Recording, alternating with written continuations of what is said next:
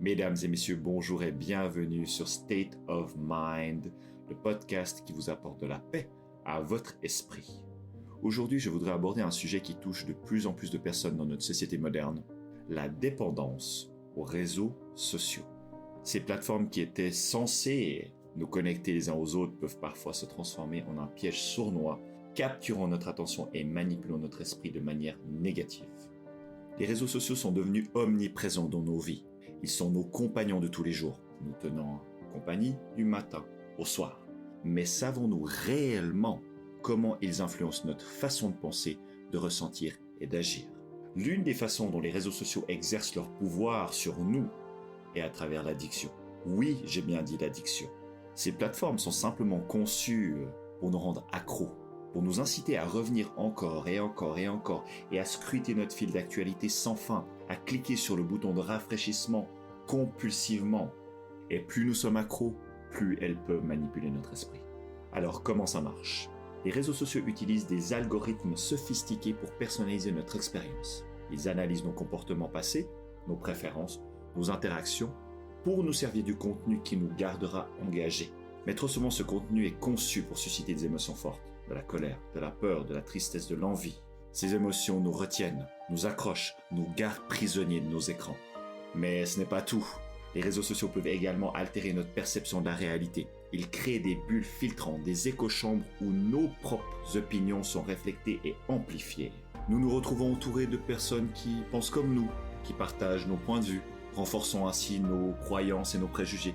Mais cela nous éloigne de toute remise en question ou de confrontation intellectuelle. Et que dire de l'impact sur l'estime de soi?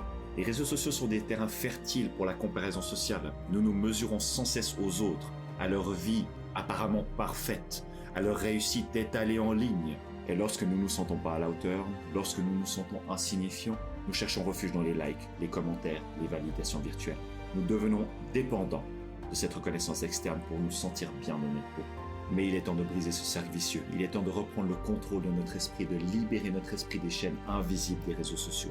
Mais comment pouvons-nous y parvenir? Tout d'abord, prenons conscience de notre consommation. Observons combien de temps nous passons chaque jour sur les réseaux sociaux. Fixons des objectifs, des moments spécifiques où nous pouvons les consulter, mais par contre, respectons-les. Ensuite, diversifions nos sources d'information.